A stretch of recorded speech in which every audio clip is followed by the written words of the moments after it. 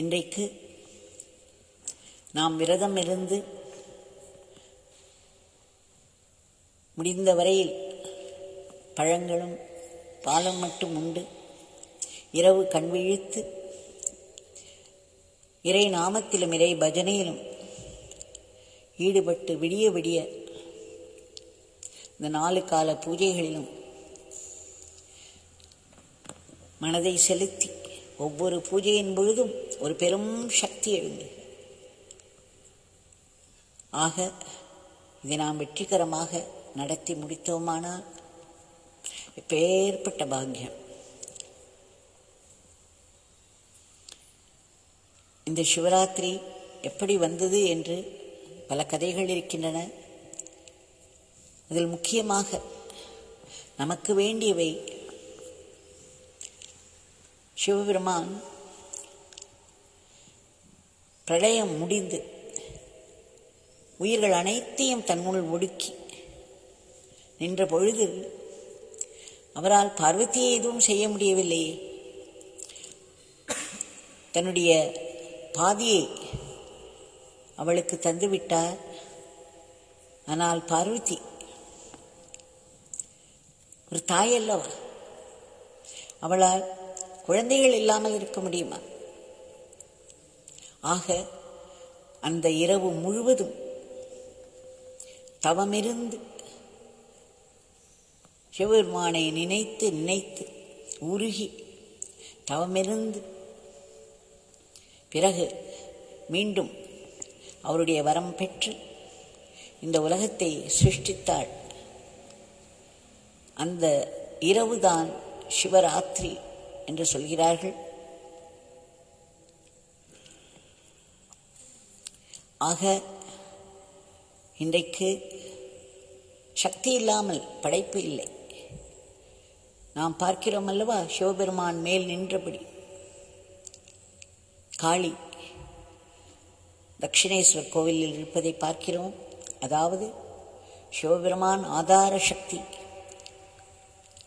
த pure consciousness என்று சொல்கிறோமே, அதில் ஊன்றியபடி இந்த படைப்பு, இந்த சிருஷ்டி, இந்த விளையாட்டுக்கள், இந்த லீலைகள்,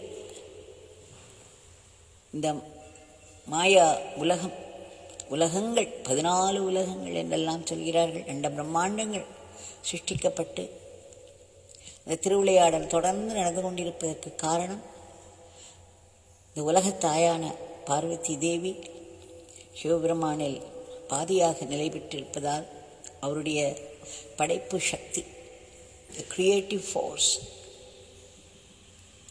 திரும்ப திரும்ப இந்த உலகத்தை படைத்துக்கொண்டே இருக்கிறார்.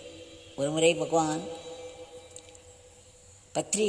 பத்திரிகையாளர்கள் கூடி இங்கு இந்த பிரதான் மந்திரில் இருக்கும் குடிசையில் அமர்ந்திருந்த பொழுது ஒரு பத்திரிகையாளர் கேட்டார். 2000 வருடம் அது இந்த உலகம். அந்த சமயத்தில் ஒரு பெரிய வதந்தி, இந்த உலகம் அழியப் போகிறது என்று. அப்பொழுது பகவான் ஒருவர் கேட்டார், இந்த உலகம் அழிந்து விட்டால் என்ன ஆகும்? உலகம் அழிந்து விடுமா? பட்டென்று பகவான் சொன்னார், my father is eternal, his creation is eternal. ஆக நிரந்தரம், என் தந்தை நிரந்தரமானவர், அவருடைய சிருஷ்டியும் நிரந்தரமானது என்றார். அதை பிரிக்க முடியாது. அது மட்டுமல்ல, இன்னொன்றும் சொல்கிறார்கள் புராணங்களின்படி. இந்த சமுத்திர மந்தன் என்று சொல்வார்கள் அல்லவா, பார்க்கடலை கடைந்து எடுத்த போது முதலில் விஷம்தான் வந்தது, ஆலகால விஷம் என்று சொல்வார்கள். அந்த விஷத்தை சிவபெருமான் அருந்தி அமிர்தத்தை தேவர்களுக்கு கொடுத்த இரவு என்று சொல்கிறார்கள். நம்முடைய பகவான் சொல்கிறார், இந்த ஹாலாஹல விஷத்தை எப்படி சிவபெருமான் அமுதமாக மாற்றி தேவர்களுக்கு அமரத்துவம் கொடுத்தார், அதேபோல் ஒரு குருவானவர் நம்மிடம் அவர்களுடைய பக்தர்களிடம் இருக்கும் விஷங்களை எல்லாம் தன்னிடம் இழுத்து கொண்டு அவர்களுக்கு அமரத்துவம் தந்து விடுவார் என்று. எப்பேற்பட்ட ஒரு பாக்கியம் நமக்கெல்லாம்! பகவானுடைய திருவடிகளில் அடைக்கலம் அடைந்திருக்கிறோம். நாம் எப்படி இருந்தால் என்ன, எவ்வளவு மோசமானவர்களாக இருந்தால் என்ன, அவருடைய பாதங்களில் நாம் அடைக்கலம் அடைந்து விட்டோம். அவருடைய நாமத்தை நாம் சொல்லிக் கொண்டிருக்கிறோம். நம்மிடம் உள்ள எத்தனை விதமான விஷயங்கள் இருந்தாலும் அத்தனையும் அவர் அதை இழுத்து அமிர்தமாக்கி நமக்கு தந்து விடுவார். இதை நாம் நினைவில் கொள்வதற்கே இந்த சிவராத்திரி விரதம். இந்த பெரும் உண்மைகள் எல்லாம் நமக்கு, விரதம் என்பது நம்முடைய உணவை கட்டுக்குள் வைத்துக் கொள்வது அல்லவா? சாப்பிடாமலேயே இருப்பது உண்ணா நோன்பு, இல்லையென்றால் சாத்வீகமான உணவை, பழங்கள், பால் இவற்றை மட்டும் சாப்பிடுவது. இந்த மாதிரி நாம் விரதம் இருக்கும் பொழுதுதான் எந்த ஒரு விஷயத்திலும் இருக்கும் பேருண்மை நமக்கு பளிச்சிடும். உணவு அதிகமாக அதிகமாக நம்முடைய மனதின் ஆற்றல் குறைந்துவிடும். அதனால்தான் நோன்புகள் வைக்கிறார்கள். நம் உடலை சுத்தம் செய்வது மட்டுமல்ல, நம்முடைய மனதையும் அவை சுத்தம் செய்யும். இதையொட்டி பகவான் சொன்ன இந்த விஷயத்தை நாம் எப்பொழுதும் ஞாபகத்தில் வைத்துக் கொள்ள வேண்டும். பகவான் இன்னொன்று சொல்லியிருக்கிறார். ஒருவர் அவரிடம் கேட்டார், சுவாமி, உங்களை பார்க்க தரிசனம் செய்வதற்கு வருகிறோம். ஆனால் நீங்கள் எங்கே இருக்கிறீர்கள் என்றே தெரிவதில்லை. நீங்கள் எங்கு வசிக்கிறீர்கள் என்று கேட்டார்களாம். அந்த காலத்தில் அவருக்கு வீடு என்று ஒன்று இல்லாத பொழுது அவர் எங்கும் இருப்பார். அவர் எந்த இடத்தில் இருக்கிறார் என்பதை அவரே காட்டிக் கொடுத்தால்தான் தெரியும். அப்பொழுது அவர் சொன்னார், என்ன சொல்கிறீர்கள்? அருணாச்சலேஸ்வர் கோவிலை காட்டிச் சொன்னார். இந்த இடத்தில் இந்த பிச்சைக்காரன் யுகம் யுகமாக இருக்கிறான், from eternity to eternity என்று சொன்னார். ஆனால் இந்த சரீரத்தை கேட்டீர்களானால் 20 வருஷங்களாக இருக்கிறேன் என்று சொன்னாராம். ஆக அருணாச்சலேஸ்வரர் என்று தன்னை ஒப்புக்கொண்டார் பகவான். இன்னொரு முறை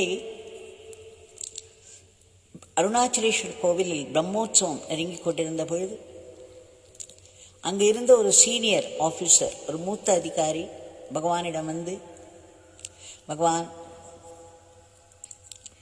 இந்த பிரம்மோற்சவம் மிகவும் சிறப்பாக நடப்பதற்கு தாங்கள் அருள் செய்ய வேண்டும் என்று கேட்டபோது பகவான் அருணாச்சலேஸ்வரை சுட்டி காட்டி, அதோ இருக்கிறார் பாருங்கள் கர்ப்ப கிரகத்தில், அவரிடம் சென்று வேண்டுங்கள், அவர் எல்லாம் தருவார் என்று சொன்னார். உடனே இந்த மூத்த அதிகாரி சொன்னார், சுவாமி, அருணாச்சலேஸ்வரர் பேசுவதில்லையே, தாங்கள் பேசுகிறீர்கள், அதனால் தான் உங்களிடம் கேட்கிறோம் என்று சொன்னாராம். அதற்கு உடனே பகவான் பட்டென்று சொன்னாராம், ஒரு அரசியல்வாதி நிறைய பேசுவார், ஆனால் ஒன்றும் செய்ய மாட்டார். அருணாச்சலேஸ்வரர் பேசுவதே இல்லை, ஆனால் அத்தனையும் அவர்தான் செய்வார் என்று. ஆக நம்முடைய பகவான் நம்மிடம் பேசுகிறாரா இல்லையா, நமக்கு தரிசனம் தருகிறாரா இல்லையா என்று நாம் நினைக்க வேண்டாம். அவருடைய உபதேசங்கள் மணிமணியாய் முத்துக்களாய் நமக்கு கிடைத்துக் கொண்டிருக்கின்றன. அது அவருடைய வாயிலிருந்து வருவதனால் அவருடைய உச்சிஷ்டம், அவருடைய எச்சல் தானே. அவருடைய உணவுக்கு நாம் எப்படி போட்டி போடுவோம்? பகவான் ஒரு இடத்தில் உட்கார்ந்து சாப்பிடுகிறார் என்றால் அந்த உணவு நமக்கு ஏதாவது ஒரு துளியாவது கிடைக்காதா என்று ஏங்கிக் கொண்டு எல்லோரும் காத்து கொண்டிருப்பதை பார்த்திருக்கிறேன். வரும் உபதேசங்கள் அனைத்தும் அவருடைய வாயிலிருந்து வருகின்றன. அவைகள் பெரும் உச்சிஷ்டம்.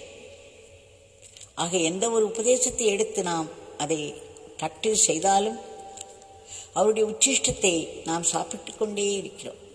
அதுதானே அமிர்தம்.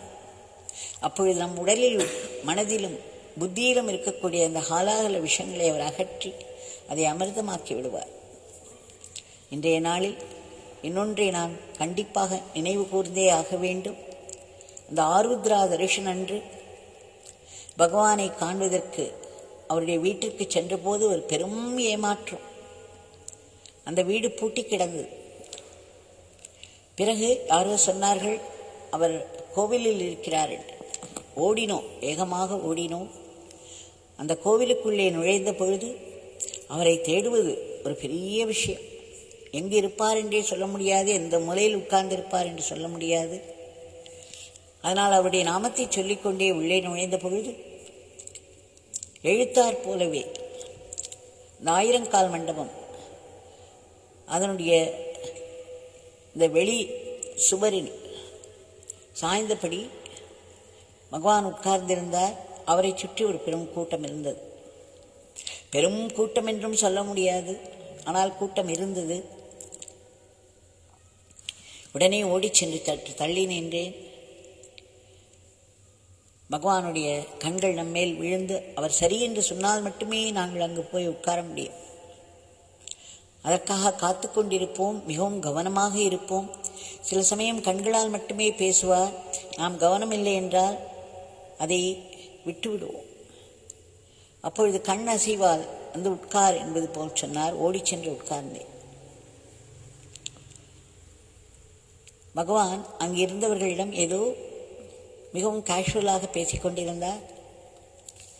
அப்பொழுது நான் பார்த்தேன், சாரியாக அத்தனை கூட்டம் நேராக உள்ளே சென்று கொண்டிருந்தது. இவர் ஒரு பக்கத்தில் ஒரு சைடில் அமர்ந்திருந்தார். அங்கே ஒரு அஸ்வத்தா மரம் என்று நினைக்கிறேன், ஒரு மரம் இருந்தது, பெரிய மரம். அந்த அரச மரத்து இலைகள் எல்லாம் பெரிதாக கிளை விட்டு நிறைய இலைகள் இருந்தது. நான் இவர்கள் எல்லாம் கூட்டம் கூட்டமாக பகவான் பக்கம் திரும்பாமல் கூட நேரே உள்ளே சென்று கொண்டிருப்பதை பார்த்தேன். என்ன அதிசயம்! உள்ளே இருக்கக்கூடிய அந்த அருணாச்சலேஸ்வரர், அந்த நடராஜர் இங்கே ஃப்ளஷ் அண்ட் பிளட் ஒரு மனித உருவம் தரித்து அமர்ந்து கொண்டிருக்கிறார். நம்மை பார்க்கிறார், நம்மோடு பேசுகிறார், நம்மோடு விளையாடுகிறார். இதை கூட தெரிந்து கொள்ளாமல் இவர்கள் எல்லோரும் நேராக உள்ளே போகிறார்கள். உள்ளே நடராஜருக்கு ஒரு விசேஷ அபிஷேகம். அதை காண்பதற்குத்தான் மக்கள் கூட்டம் கூட்டமாக வேக வேகமாக சென்று கொண்டிருந்தார்கள். இப்படியெல்லாம் என் மனதில் எண்ணங்கள். இங்கே சாக்ஷாத் சிவா உட்கார்ந்து கொண்டிருக்கிறார். இவரை திரும்பி கூட பார்க்காமல் நேராக உள்ளே போகிறார்களே. என்ன இருந்தாலும் அந்த நடராஜர் ஒரு சிலை தானே. இதோ இங்கே நம்மை போலவே உட்கார்ந்து கொண்டிருக்கிறாரே. இப்படி மனம் அலைக்கழிக்கப்பட்டு கொண்டிருந்தது. அப்பொழுது பகவானுடைய பார்வை சட்டென்று என் மேல் படும், பிறகு திரும்பிவிடும். எப்பொழுதுமே பகவான் அப்படித்தான் செய்வார். ஒரு கார்னர் கிளான்ஸ் என்று சொல்வார்கள் அல்லவா, நீ ஓரக்கண்ணால் பார்ப்பார், உடனே திரும்பி விடுவார், மறுபடியும் சிறிது நேரத்தில் ஓரக்கண்ணால் பார்ப்பார். நம்முடைய மனதில் இருக்கும் அத்தனை எண்ணங்களும் அவருக்கு வெளிச்சம். அப்பொழுது எனக்கு திருமண்டி ஞாபகம் வந்தது. இவர் சிவா இங்கே உட்கார்ந்து கொண்டிருக்கிறார் என்று நினைக்கிறோம். இன்றைக்கு சிவா நடனமாடிய நாள் அல்லவா. பார்வதி தேவிக்காகவும் தன்னுடைய சிஷ்யர்களுக்காகவும் விசேஷமான சிஷ்யர்களுக்காகவும் நடனமாடிய தினமாயிற்றே. இந்த சிவன் இன்றைக்கு டான்ஸ் ஆடுவாரா என்ற ஒரு கேள்வி என் மனதில் எழுந்தது. ஏனென்றால் நிறைய நான் அதை பற்றி கேள்விப்பட்டிருக்கிறேன். திரு கணேசன் அவர்கள் அந்த மயானத்தில், அந்த ஈசான்ய மட்டத்தின் அருகே இருக்கக்கூடிய அந்த ஸ்மசானத்தில் எப்படி பகவான் ஒரு மேடையிலிருந்து இன்னொரு மேடைக்கு தாவி தாவி தன்னுடைய வாயினாலேயே அந்த டமரு ஒலியை எழுப்பியபடி குதித்து குதித்து சுழன்று டான்ஸ் ஆடினார், நடனம் ஆடினார். கண்கொள்ளா காட்சியாக இருந்தது என்றெல்லாம் சொல்லியிருக்கிறார். அந்த ஏக்கம் என் மனதில் படரவே என்னையும் அறியாமல், நான் வாய்விட்டு சொல்கிறேன் என்றே தெரியாமல், இன்றைக்கு இந்த சிவா நடனம் ஆடுவாரா என்ற கேள்வியை எழுப்பியிருக்கிறேன். எனக்கே தெரியவில்லை, அதை வாய்விட்டு சொல்லியிருக்கிறேன் என்று.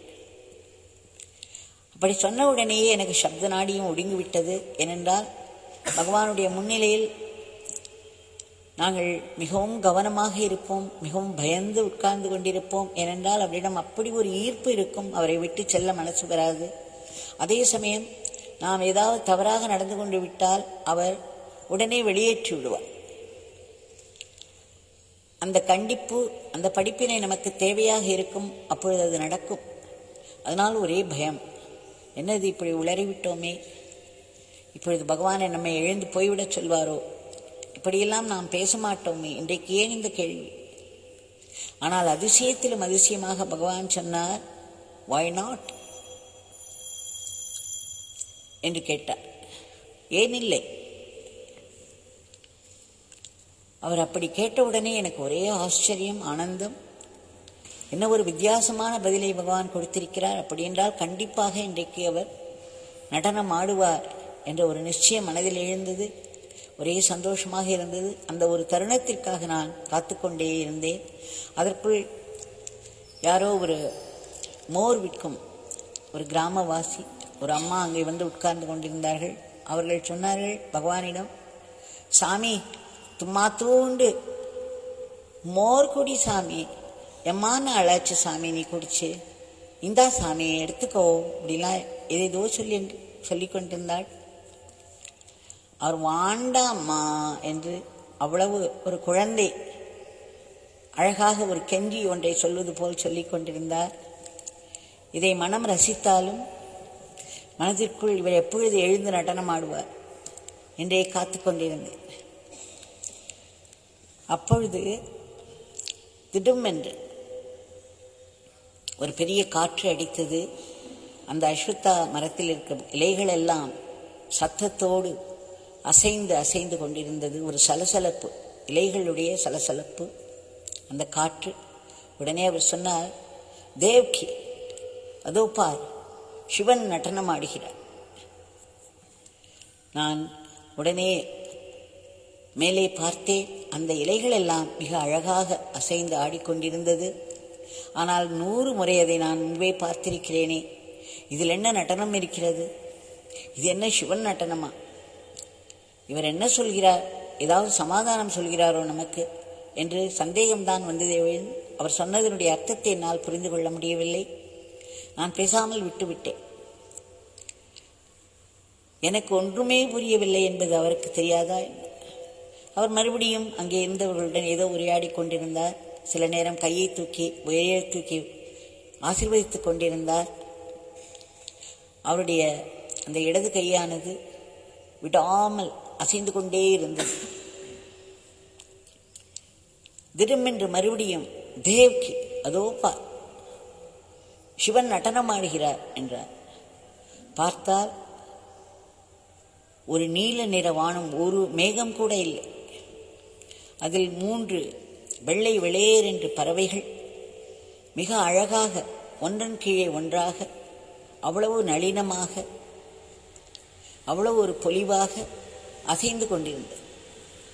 அதாவது பறந்து சென்று கொண்டிருந்தது. அந்த காட்சியை நினைத்து பாருங்கள் ஒரு நிமிடம். நல்ல நீல நிறத்தில் இருக்கும் அந்த வானம், ஒரு மேகம் கூட இல்லை.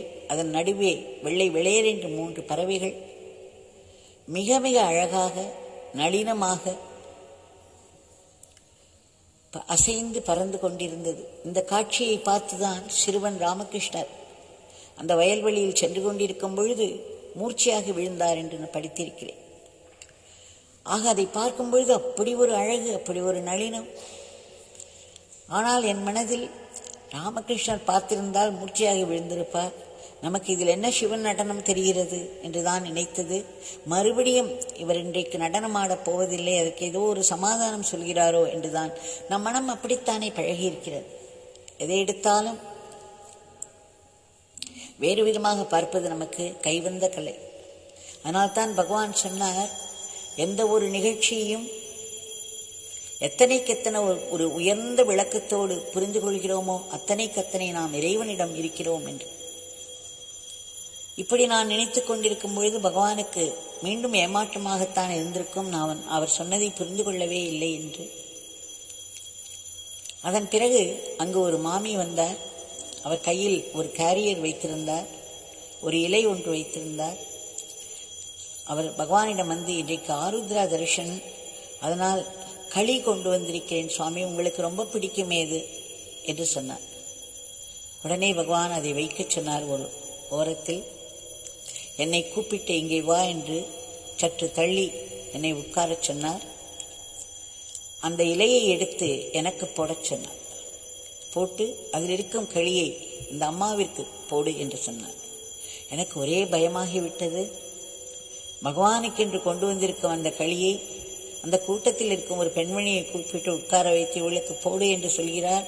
அந்த அம்மா முகத்தில் என்ன எக்ஸ்பிரஷன் இருக்குமோ, அவர் என்ன ஃபீல் பண்ணுவாரோ என்று பயந்தபடி அவரை பார்த்தபோது அவர் புன்சிரிப்போடு அதை பரிமாறின விதத்தை மறக்கவே முடியாது. அவருக்கு நம்முடைய பகவானிடம் பழக்கம் அதிகம் இருந்திருக்க வேண்டும், பகவானை புரிந்தவராக இருந்திருக்க வேண்டும். அவருடனே அந்த களியை போட்டார். அதோடு அந்த கூட்டு என்று சொல்வார்களே, அந்த காய்கறி, அந்த வெஜிடபிள் சப்ஜியையும் போட்டார். உடனே பகவான் என்னை பார்த்து சாப்பிடு என்றார். நினைத்து பாருங்கள் ஒரு நிமிடம். ஆருத்ரா தரிசன் டே, கூட்டம் கூட்டமாக மக்கள் உள்ளே சென்று கொண்டிருக்கிறார்கள். இங்கே சுவாமியை சுற்றி ஒரு கூட்டம் இருக்கிறது. அத்தனை பேரில் என்னை கூப்பிட்டு பக்கத்தில் உட்கார வைத்து இலையை போட்டு அந்த களியை போட்டு இதை சாப்பிடு என்கிறார். ஒரு நிமிடம் எல்லாமே ரொம்ப வினோதமாக இருந்தது. ஆனாலும் பகவான் சொல்கிறார், நாம் செய்ய வேண்டியதுதானே, மற்ற எண்ணங்கள் எதற்கு, அதை சாப்பிடலாம் என்று கை வைத்து பார்த்தால் அந்த இலைக்கு அருகே ஒரு மரவட்டை வேகமாக வந்து கொண்டிருந்தது. கண்ணங்கரையில் என்று இருக்கும், 2 பக்கமும் மஞ்சள் புள்ளிகள் இருக்கும். வேகமாக அது செல்லும். இன்னொரு மரவட்டி மிகவும் மெதுவாக செல்லும். சிகப்பாக இருப்பது இது கருப்பு மஞ்சள் புள்ளிகளோடு அது வேகமாக வேறு வந்து கொண்டிருந்தது. எனக்கு ஒரே அருவருப்பாகிவிட்டது. எனக்கு சின்ன வயதிலிருந்தே சில ஜீவன்களை எல்லாம் பார்த்தால் ஒரு அருவருப்பு வரும்.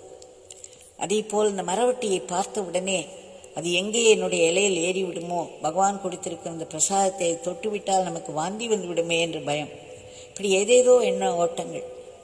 அப்படி அதை நான் பார்த்து கொண்டிருந்த பொழுது அந்த இடத்தில் பகவான் அருகில் இருக்கிறார் என்பதை மறந்துவிட்டேன். அது கூட்டம் இருக்கிறது என்பதை மறந்துவிட்டேன். அது அருணாச்சலேஸ்வர் கோவிலில் இருக்கிறோம், எல்லாம் மறந்து போய்விட்டது. என்னுடைய முழு ஃபோக்கஸும் அந்த மரவட்டையின் மேல் இருந்தது. அது வந்து என் இலையை தொட்டு விடுமோ, மேலே ஏறி களி மேல் ஏறிவிடுமோ என்ற பயம் ஒன்றுதான். பாருங்கள், ஒரு பயம் நமக்கு வந்துவிட்டால் நம் உடல், மனம், புத்திய முழுவதும் அந்த பயமாகி விடுகிறது. அப்பொழுது கணீர் என்று பகவானுடைய குரல், உரத்த குரல், ரொம்ப வைப்ரண்ட் வாய்ஸ் என்று சொல்லுவோம் அல்லவா, Devki, see, Shiva is dancing. அவர் சொன்ன விதம் ஒரு பூமிங் வாய்ஸ்ல, Devki, see, Shiva is dancing. அது என்னவோ என்னை ஒரு நிமிடத்தில் என்னவோ நடந்துவிட்டது, என்னவோ செய்தது. அப்பொழுது நான் அந்த மரவட்டியை பார்க்கும் பொழுது என்னுடைய அருவருப்பு போய் அந்த மரவட்டியினுடைய அந்த அசைவில் ஒரு நளினம், ஒரு தெய்வீகம் இருப்பதை பார்த்தேன். அவர் சொன்னதனுடைய அர்த்தம் உடனே சட்டென்று புரிந்தது. சிவனுடைய அசைவுதான் இவை அனைத்தும். இந்த உலகத்தில் எல்லா பொருள்களின் அசைவும் சிவனுடைய அசைவுதான். அந்த அசைவில் நளினம் இருக்கிறது, அழகு இருக்கிறது. நம்முடைய கண்ணோட்டம் மாறினால் அதை தெய்வீகமாக நம்மால் பார்க்க முடியும். ஏனென்றால் இவை அனைத்துக்கும் ஆதாரம் அந்த தெய்வீகம். எப்படி சிவபெருமான் மேல் காளி தேவி நின்று கொண்டிருக்கிறாள், இந்த அனைத்து அசைவுகளுக்கும் ஆதாரமாயிருப்பது சிவனுடைய அசைவு. அந்த ஒரு வினாடியின் ஒரு பகுதியில் எனக்கு அத்தனை விஷயங்கள் வந்து போயின. அந்த நிமிடத்தில் அதை சிவனுடைய அசைவாக என்னால் பார்க்க முடிந்தது. பிரமிப்பானது. அவர் உடனே தன்னுடைய லீலையை நிறுத்திவிட்டார். அவருக்கு புரிந்துவிட்டது, எனக்கு புரிந்துவிட்டது என்று. ஆக அன்றைக்கு பக்கத்தில் இருக்கக்கூடிய சின்ன சின்ன விஷயங்கள். அந்த மரம் அங்கேதான் எப்பொழுதுமே இருந்தது, எப்பொழுதும் காற்றடிக்கிறது, எப்பொழுதும் இலைகள் அசைந்து கொண்டிருக்கின்றன, எப்பொழுதும் பறவைகள் பறந்து கொண்டிருக்கிறது. மரவெட்டி மழை காலத்தில் எக்கச்சக்கமாக இருக்கிறது. ஆனால் நாம் எங்கேயாவது இதில் தெய்வீகத்தை பார்க்கிறோமா? பார்ப்பதற்கு நேரம் இருக்கிறதா? அந்த எண்ணமாவது நமக்கு எழுகிறதா? இல்லையே.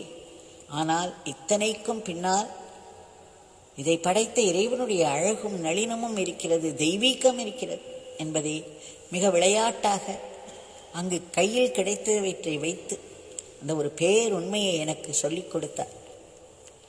ஆக இந்த உலகம் முழுவதும் எந்த ஒரு அசைவும் சிவனுடைய அசைவாக மட்டுமே நாம் பார்க்கும் அந்த நிலைக்கு நாம் உயர வேண்டும். இதைத்தான் பகவான் அன்றைக்கு சொல்லிக் கொடுத்தார். அதில் என்னவென்றால், அந்த லீலை முடிந்த உடனேயே நடராஜர் வெளியே வந்து விட்டார்.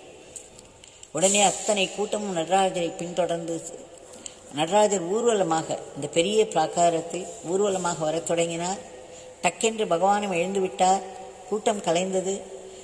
அத்தனை நடராஜர் பின்னால் போகும் அத்தனை கூட்டத்திற்கும் பின்னால் கடைசியில் பகவான் போய்கொண்டிருந்தார். அவர் கையை உயரே உயர்த்தி அந்த கூட்டத்தை ஆசீர்வதித்துக் கொண்டே சென்றார். ஒரு வினோதமான காட்சியாக இருந்தது. அவருடைய ஆடைகள் அழுக்கு படிந்தவையாக இருந்தது, பரட்டை தலையாக இருந்தது, அதில் கேர்லெஸ்ஸாக ஒரு பச்சை தலைப்பாக. ஆயினும் அவர் கையை உயரே தூக்கி சிவபெருமானாக அவர்களையெல்லாம் ஆசீர்வதித்துக் கொண்டே சென்றார். அவர்கள் திரும்பி பார்க்கவில்லை, அவர்கள் இவருக்கு எந்த ஒரு மரியாதையும் கொடுக்கவில்லை என்ற எண்ணமெல்லாம் அவரிடம் சுத்தமாக இல்லை. அவருடைய முகம், அவர் கையை தூக்கிய விதம், அவர் ஆசீர்வதித்த விதம் சாக்ஷாத் சிவபெருமான் அவர்கள் பின்னால் செல்வது போல் இருந்தது. நானும் அவர் பின்னால் ஒளிந்து சென்றேன். என்றால் அவர் திரும்பி பார்த்து போய்விடு என்று சொல்லிவிட்டால் அந்த இடத்தை விட்டு அகன்றுவிடும். அதனால் அவர் எப்பொழுதாவது திரும்பும் பொழுது சட்டென்று அங்கே ஏதாவது இருந்தால் பின்னால் போய் ஒளிந்து கொள்வேன். இப்படியே அந்த பிராகாரத்தை முழுவதுமாக சுற்றி வந்தோம். அதன் பிறகு நடராஜர் திரும்ப உள்ளே சென்றார். அதில் ஒரு நிமிடம் என்னுடைய கவனம் போய்விட்டது. திரும்பி பார்த்தால் பகவானையே காணும். இந்த கூட்டங்கள் நடராஜரை தொடர்ந்து உள்ளே போய்கொண்டிருந்தார்கள். ஆனால் இவர் எங்கே என்று தெரியவில்லையே. அடாடா, இவரை ஒரு நிமிட கவனக்குறைவு மறைந்து போய்விட்டாரே என்று ரொம்ப வருத்தத்தோடு எதேச்சையாக ஏதோ ஒரு பக்கம் திரும்பினேன். அது எதேச்சையாக என்று சொல்ல முடியுமா? அவருடைய இச்சையினால் திரும்பினேன். அந்த இடத்தில் நம்முடைய பகவான் தொம் தொம் என்று குதித்து குதித்து கால்களை வீசி வீசி சுழன்று ஒரு சில நிமிடங்கள், சில வினாடிகள் ஆடினார். பிறகு நின்று விட்டார். கண்கொள்ளா காட்சியாக இருந்தது எனக்கு கிடைத்த அந்த சிவ தரிசனம். அந்த சிவ தரிசனத்தினுடைய தத்துவ உண்மை. இந்த நாளை, இந்த லீலையை நம்மால் மறக்க முடியுமா? இதில் எவ்வளவோ ஒரு படிப்பினை இருக்கிறது.